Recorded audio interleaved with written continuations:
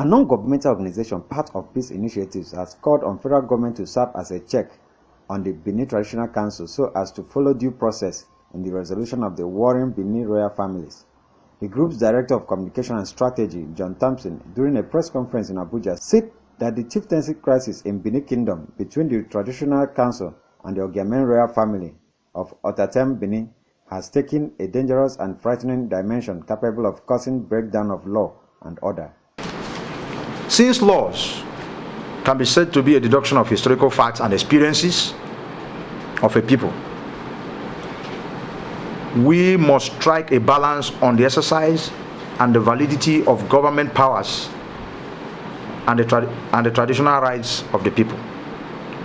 We are keenly monitoring the royal tussle of Benin Kingdom and want to make it categorically clear that the great Ogiamen royal family, led by His Imperial Majesty Richard Risco Osanwige JP, deserve the right to fair hearing, and we will not hesitate to mobilize lawfully, legally, and defend the rights of the great Ogiamen royal family and any other group in Nigeria whose traditional fundamental rights are violated or jeopardized. The chieftaincy crisis in Benin Kingdom between the Benin Traditional Council and the great Ogiamen royal family of Otata has taken a dangerous and frightening dimension, capable of causing total breakdown of law and order if the actions of the Benin Traditional Council continue unchecked without recourse to the laws of the Federal Republic of Nigeria. The Benin Traditional Council has carried out their illegal and dangerous activities with impunity and alleged complexities with the Edo State government to subjugate, harass, intimidate, and threaten, and continue to embark on several attempts to take laws into their hands in the following ways: the illegal arrest and detention of His Imperial Majesty Richard Risco Osanwige JP, the Ogiamen of Otata, Benin, Chief Patrick Osebonye, the Olia of Ogiamen, over the demand for their fundamental human rights to life and association. He explained that the Ogiamen royal family had gone to court to challenge the illegal detention and defend their rights in court, while the Traditional Council has resorted to self-help by threatening, harassing, and attacking members of the family. The lawyers representing Ogiamen royal family, as well as journalists that came to court to duly report the outcome of the judicial process, were invariably attacked violently. This is unacceptable. It has also been established that the Court of Appeal ordered the status quo be maintained on the matter that came up on the 20th September 2016. Some of you are having some of the proceedings and the copies of the decisions of the Court of Appeal. One Chief Osamede Adu, aka Bobby Zua, allegedly acting under the orders of the then Crown Prince, HRH Ehenedin Erediawa, brought talks into the premises of the Court of Appeal sitting in Benin City and started attacking the members of the great Ogiamen royal family, their supporters, and threatened to kill the lawyers representing the great Ogiamen royal family, who took refuge in the courtroom after reporting the matter to the Honorable Justices, who then directed the lead counsel to the great Ogiamen royal family, Barrister G.E. Okena, to report the attack to the nearest police station. It is also pertinent to note that on the 6th of March, John also said that the part of peace initiative, which has the objective of fighting for the rights of the oppressed, wants strict compliance of the rule of law by both parties. From Abuja, LM Chukwemeka reports.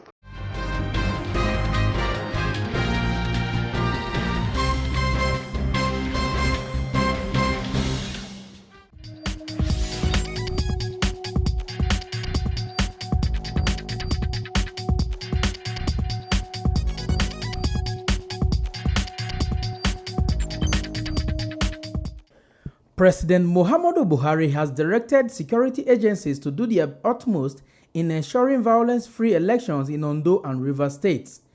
In a statement by the Senior Special Assistant on Media and Publicity, Malam Garuba Shehu, President Buhari, while speaking at a state dinner in Benin, the Edo State capital, said the forthcoming gubernatorial elections in Ondo and National and State Assembly rerun elections in Rivers will serve as a litmus test for the general elections come 2019. The president, who admitted that what happened in the last elections, especially in Kogi, Bayelsa, and Rivers State, raised a lot of concerns for him, frowned at every form of election violence in the country. Acknowledging the role played by the outgoing governor Adams Oshiomhole in ensuring the success of the APC in the last gubernatorial elections in the state, President Buhari challenged the governor-elect Mr. Godwin Obaseki to continue in Oshiomhole's footsteps of providing purposeful leadership in terms of quality infrastructure, education, and social services.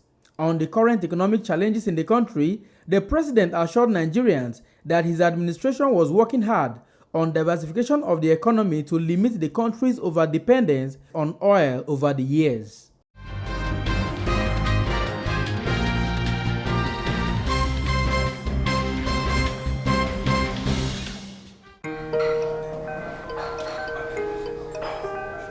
Hi, Mike. Babe, it's been over 12 hours. Are you done thinking about it? Is the answer yes? Convince me. I know how much confidence style mean to you. Let me take you somewhere. What's that? A superior leading international hospitality chain in the heart of Africa. And? They offer very distinct services. Their meeting halls and all their hotels offer conference solutions that can help plan a perfect function for any occasion. They feature outdoor catering and provide services for any size event. Keep going. You got me thinking now. The beauty, the decor, and the views. It's the hotel experience you always dreamed of. They have up-to-date entertainment and a variety served at the fast food restaurant and snack bar. Oh, and don't even get me started on the garden bar or the nightclub. You would have everything you need within your reach without having to go out. Wow. So what if I want to... Cook? They got you, babe. The rooms are thoughtfully furnished with facilities that aid proper cooking, just like you would at home. Where is this place? And it's sweets. Wow. So, will you marry me? Yes. How can I refuse? Not Sweets, a colorful affair.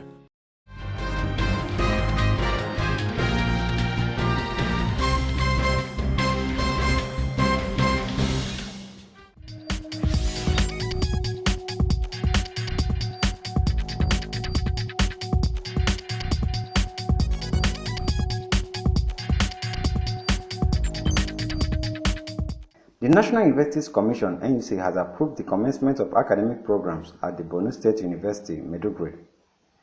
The Executive Secretary NUC, Professor Abubakar Damu, during the formal presentation of a letter of request by the Executive Governor of Borno State, Kashim Shettima, in Abuja, said that the university was expected to start admitting new students with the hope of graduating them in the next 4 years. This is a very, very happy moment. And on our part, in the National Universities Commission, we shall do everything possible to assist the university and see that the university becomes a success. And given your antecedents, I believe it is already a success. So I welcome you and your very elaborate team to our commission, and we hope we will very soon, in the next few months, visit Maiduguri for the commencement of this university, where a seed will be sown from today and it will germinate and will forever change the landscape and the knowledge-scape of Borno State. So we welcome you and we thank you very much for this interest. Earlier, Shettima stressed his commitment to invest in education so as to ensure quality and affordable education for the citizens of the state and Nigerians in general. The NUC within the last few weeks and days is enough to move the biggest mountain on earth. The aggressiveness I have seen so far reaffirms the common saying that it is not how far, but how well. Prof, I can promise you that inshallah we'll move the Borno State University with your kind of speed, even if it means moving with the speed of light. Ladies and gentlemen, at the risk of sounding repetitive, Borno State has been taken 50 years backward, no thanks to the vicious Boko Haram we inherited in 2011. As we all know, hate for education is the fundamental principle of Boko Haram. This is why they focus so much attacks on educational institutions. Executive secretaries are in the educational sector alone, a total of 5,335 classrooms and other academic buildings were destroyed by insurgents across 512 primary schools, 38 secondary schools, and 2 tertiary institutions in Borno State. The objective was clearly to bring down education in a state that has a long history of learning. As far back as 625 years ago, Sultan Osman bin Idris of Borno, in his communication with Sultan Barkuk of Egypt in 1391, portrayed Borno Empire as one that takes pride in writing and learning. With this development, Borno State University becomes the 44th state government-owned and the 144th in the university system in the country. From Abuja, Ellen Chukwemeka reports.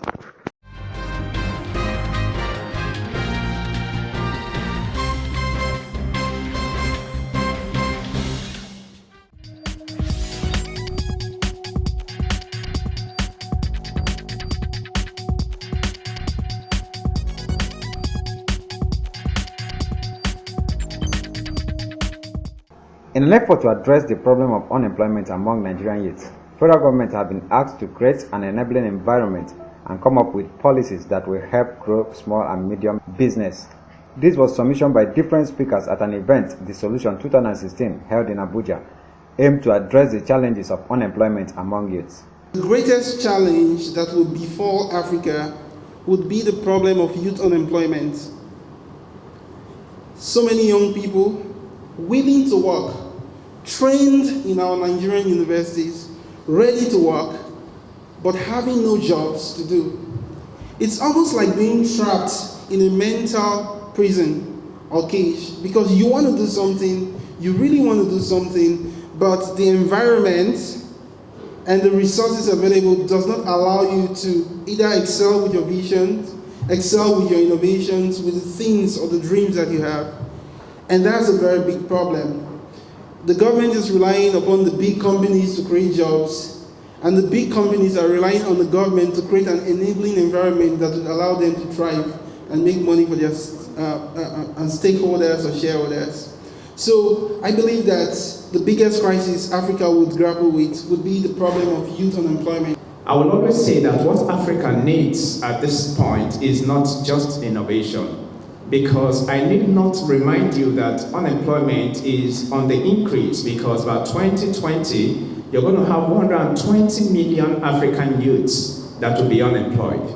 So it's not just innovation, because the danger of innovation sometimes, especially with technology, is that it has ended up making a lot of people to lose their jobs. So we need a particular kind of innovation. And the kind of innovation we need is the kind of innovation that drives inclusive development. How can innovation create jobs? How can innovation improve livelihood? How can innovation improve healthcare services, education? How can innovation bring about clean energy? These are the kind of innovation we need in Africa. So I think in a space like this, it's always good to have an open mind and listen to as much thoughts as possible. So because people are coming from different points of view, and so whatever they have to share is because they have a knowledge in that, and that's why they've come to share whatever knowledge they have. So in a place like this, it's always good to network. It's always good to create, a sustainable environment where people can share ideas, and also lead, or even take from someone's wealth of knowledge. They also called on the youth to come up with innovative ideas that will help Nigeria come out of its current economic recession. It's time for us to start looking inwards, for us to start understanding that yes, we shouldn't just depend on what's happening in other parts of the world, and because we believe that those persons are more advanced than we are. We have persons here that are really working themselves down to the bones to come up with innovative ideas, and that's what this particular platform, The Solution, is about. In Thinking School, again, we were focusing on innovation. I think it's important to also understand innovation per se. When people talk about innovation, what are we talking about? For me, my sense of innovation is new ideas that eventually lead to either new or improved products, service, and goods, right? So we all have ideas, but does it really result in either new or improved service, products, or goods? And at Thinking School, we tell them that your innovation needs to have at least 4-5 variables. From Abuja, Ellen Chukwamika reports.